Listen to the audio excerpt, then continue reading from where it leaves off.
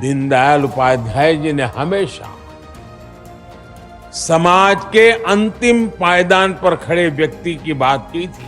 हमारे दीनदयाल उपाध्याय जी ने देश के कोने कोने में प्रवास करके अपनी विचारधारा को प्रबल करने का काम किया।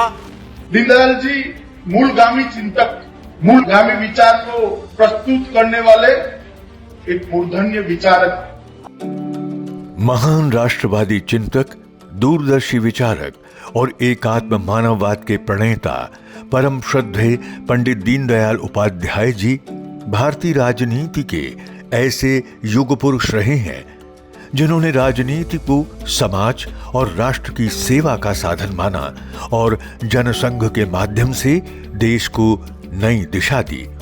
उत्तर प्रदेश के मथुरा जिले में 25 सितंबर 1916 को जन्मे पंडित दीनदयाल उपाध्याय जी बाल्यकाल से ही कुशाग्र थे। उनकी प्रारंभिक शिक्षा राजस्थान में हुई और उन्होंने आगरा से परास्नातक की उपाधि प्राप्त की। युवा अवस्था के दौरान ही वे संघ के लिए समर्पित हो गए। लखनऊ में राष्ट्र धर्म प्रकाशन की स्थापना की और राष्ट्र धर्म नाम से मासिक पत्रिका प्रकाशित करने लगे। बाद में उन्होंने साप्ताहिक पांचजन्य और दैनिक स्वदेश भी शुरू किया। भारतीय जनसंघ की स्थापना होने पर 1952 में उन्हें महामंत्री बनाया गया। परम श्रद्धेय श्यामा प्रसाद मुखर्जी के निधन के बाद दीनदयाल जी ने जनसंघ को आगे बढ़ाने की जिम्मेदारी अपने कंधों पर ली। दिसंबर 1967 में वो संघ के अध्यक्ष चुने गए। पंडित दीनदयाल उपाध्याय जी कहते थे कि यदि हम एकता चाहते हैं तो हमें भारतीय राष्ट्रवाद को समझना होगा जो हिंदू राष्ट्रवाद है और भारतीय संस्कृति हिंदू संस्कृति है। पंडित जी स्वदेशी के भी बहुत बड़े समर्थक थे। उनका एकात्म मानववाद संस्कृति और मानवीय मूल्यों पर आधारित एक अद्वितीय दर्शन है जो सामाजिक समरसता, आत्मनिर्भरता और सर्वांगीण विकास की दिशा दिखाता है।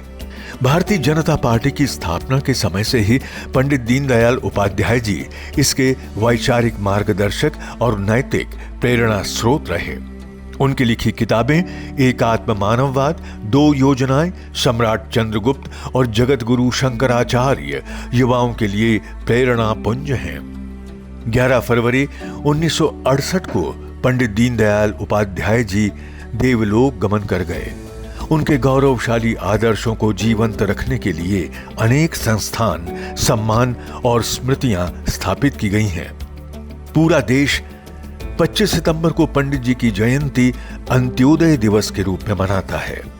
पंडित दीनदयाल उपाध्याय जी के एकात्म मानववाद, अंत्योदय और स्वदेशी के कालजयी विचार आज भी जनहित की योजनाओं के आधार हैं।